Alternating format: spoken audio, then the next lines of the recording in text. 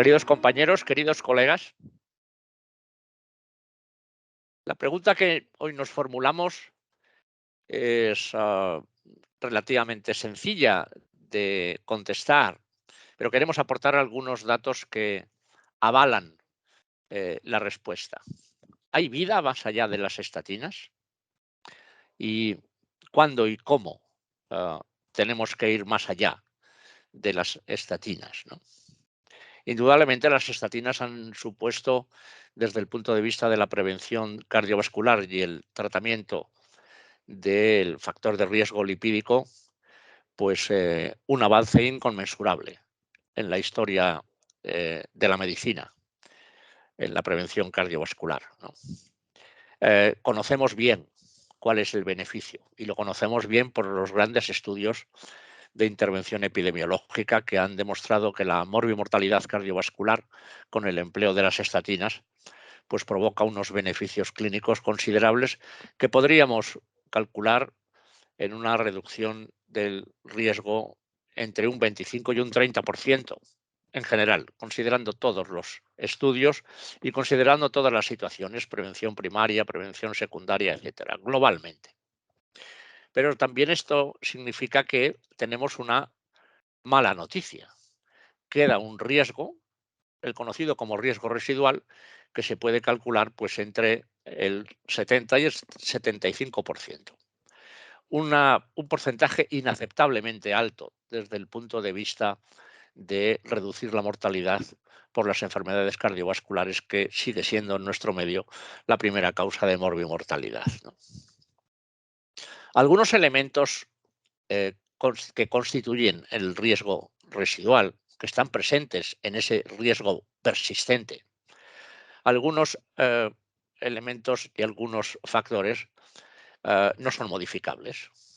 La edad mayor, el género masculino, no es modificable, pero algunos otros sí son modificables y por tanto estaría justificado volver la vista hacia aquellos factores de riesgo que son modificables y que en parte pueden ser responsables de ese riesgo residual, ¿no?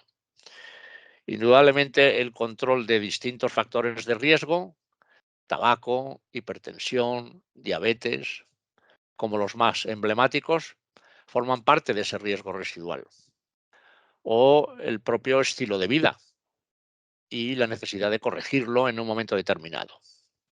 Pero la siguiente pregunta es, ¿hay algún factor lipídico que pueda ser tenido en consideración para disminuir ese riesgo residual? Y la respuesta es clara. Al margen de algunos factores lipídicos, como puede ser la LPA pequeña, hay dos grandes bases para considerar un tratamiento adicional en los pacientes tratados con estatinas que mantienen riesgo residual. Una primera consideración sería aquellos pacientes en los cuales el control de LDL no se ha alcanzado. Por lo tanto, con una cifra de LDL objetivo acorde con el riesgo y acorde con la cifra basal, deberíamos de considerar terapias adicionales a las estatinas para conseguir disminuir el riesgo residual. Y por otra parte, tendríamos que considerar el gran bloque de la dislipemia que no depende de LDL, que está relacionado con los triglicéridos y más específicamente quizás los triglicéridos no son más que un biomarcador del aumento de lipoproteínas ricas en triglicéridos y remanentes. Por lo tanto, tendríamos dos líneas de actuación para disminuir el riesgo residual. ¿Cuáles son las soluciones? Pues potenciar, en primer lugar, la terapia hipocolesterolemiante y, en segundo lugar, añadir terapia hipotrigliceridemiante.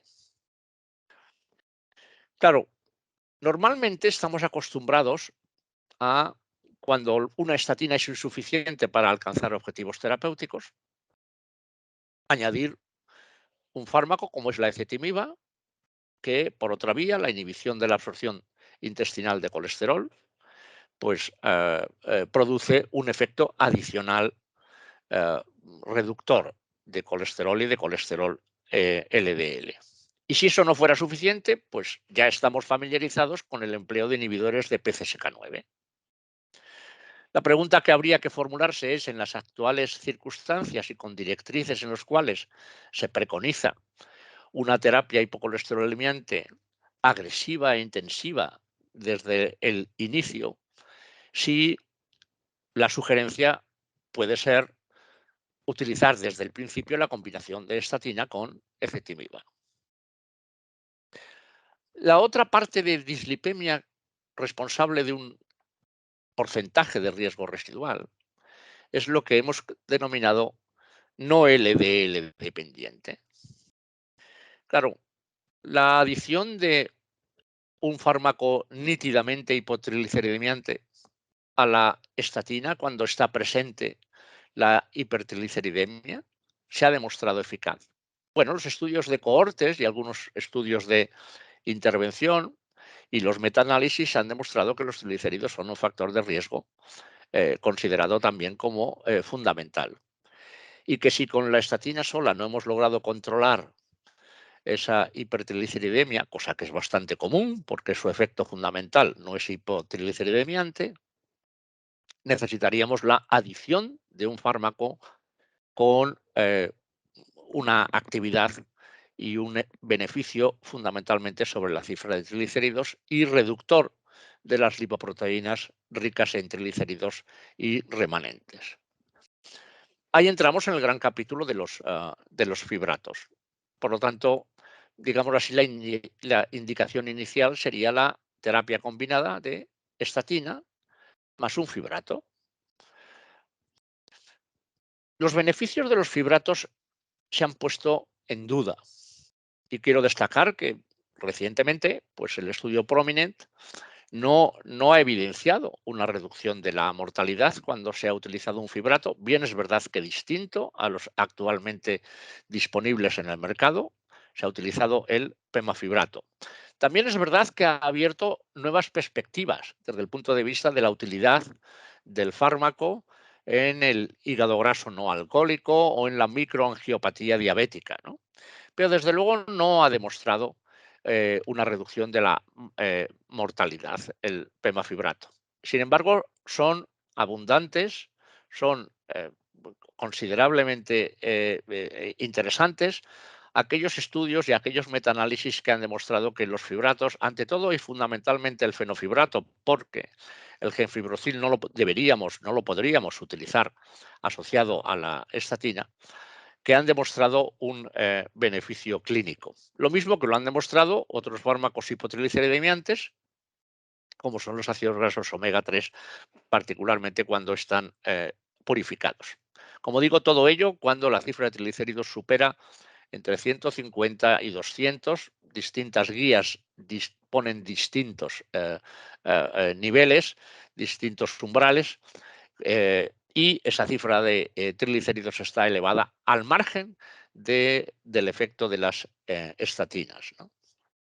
Claro, con frecuencia la inercia terapéutica, la deficiente monitorización de los objetivos, pues hacen que no aprovechemos los fármacos, sobre todo aquellos que son más potentes, para reducir el riesgo residual LDL dependiente, por lo tanto, añadir ezetimiba al inicio a la estatina, o no LDL dependiente, añadir un fibrato cuando la estatina se ha administrado y no se ha logrado controlar la dislipemia aterogénica o la hipertrigliceridemia en su caso. En cualquier caso, siempre se ha demostrado que es mejor esa combinación, en cualquiera de los casos, que el fármaco en monoterapia. Las circunstancias clínicas en las cuales nos vamos a encontrar que esto es necesario son muy variadas, pero yo quiero destacar ante todo y fundamentalmente la diabetes. La diabetes es una situación que puede ser considerada, que ha de ser considerada como una situación de alto o muy alto riesgo cardiovascular. en las que la estatina es absolutamente imprescindible la mayoría de las veces porque se requiere un objetivo de LDL suficientemente bajo, pero que la dislipemia heterogénica franca o la simple hipertrigliceridemia está frecuente, pues cerca del 30 o 40% de los pacientes diabéticos. Por lo tanto, es quizás la enfermedad paradigmática para plantearnos un tratamiento combinado, bien desde el inicio con estatina y ezetimiba o con estatina y con un fibrato, con fenofibrato. Probablemente necesitamos más estudios para afianzar los resultados que eso acarrea y probablemente estemos a punto de encontrar quizás un suelo por debajo del cual el manejo del riesgo residual pues sea más difícil y no podamos ir más allá. Pero en cualquier caso, sí que creo que está suficientemente acreditado que hay vida más allá de las estatinas y que el tratamiento combinado con fármacos frente a la dislipemia LDL o no LDL dependiente puede mejorar el riesgo residual inaceptablemente alto en muchos de nuestros pacientes.